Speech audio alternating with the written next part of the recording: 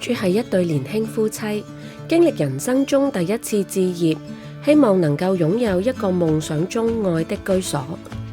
單位從零開始着手，規劃出走動線條、色調同埋風格等細節，活用玻璃同埋瓷磚等材料，最終創造出明亮潔淨嘅簡約風住宅。屋主想響電視櫃上放啲紀念品，同埋帶有生活感嘅小物裝飾。設計師選擇咗格櫃同埋玻璃飾櫃，可以擺設裝飾。除咗電視櫃，旁邊更打造咗一個儲物兼具展示嘅櫃體，唔單止為收藏品創造一個專屬嘅小舞台，亦能帶嚟生活上嘅亮眼焦點。廚房區域別出心裁地以玻璃拉門區隔廚房同埋客飯廳，令空間得以保有開闊嘅視野，同時亦能隔離煮食時所產生嘅油煙。為咗令空間呈現極簡清爽嘅美感，運用空間本身嘅結構亮體嚟勾勒視覺造型印象，藉由木材質同埋玻璃嘅簡約與會，交織出獨特嘅人文氣質。設計師認為，櫃體嘅存在應該以人嘅生活機能為中心，將鞋櫃、儲物櫃同埋電視櫃一氣呵成，環環相扣嘅櫃體呼應，將櫃體完美呼應空間嘅結構同埋生活機能。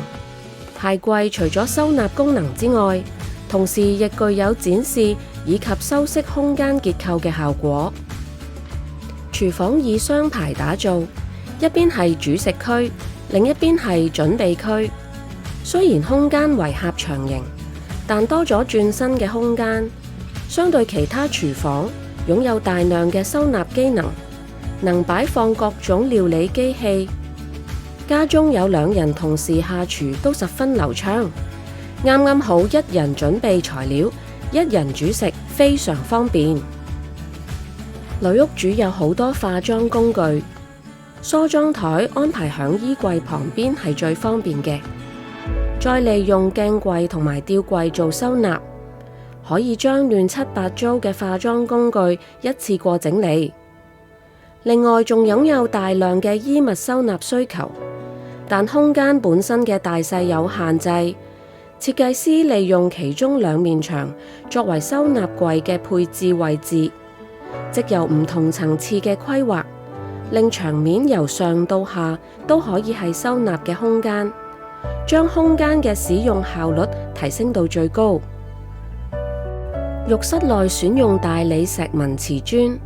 可以提升浴位嘅精緻度同埋沉靜感，可以更好地放鬆自己。而且選擇灰色嘅磚體，亦都冇咁容易污糟。因屋主需求，需要獨立嘅工作區域，設計師為屋主規劃有多功能室，融合書房嘅空間。書櫃不單止可以放置書本，更是收藏獎盃嘅最佳舞台。設計師令櫃體方格尺寸大小錯落，簡約之中又有幾何嘅趣味變化。再加上屋主有規劃鋼琴房嘅需求，又考慮到獨立空間中只係用嚟擺放鋼琴唔太符合效益，因此設計師響書房裏規劃咗簡單嘅吊櫃同埋閱讀區域。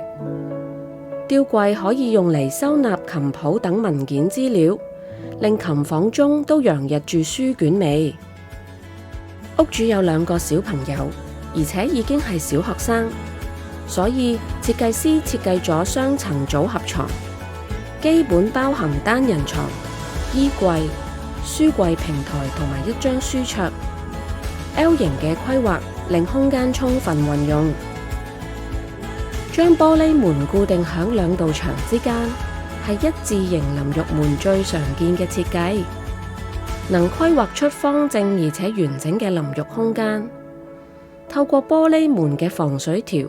嚟阻擋水彈到乾區，再加裝擋水門檻，有效阻絕水滴同埋水氣彌漫整間浴室。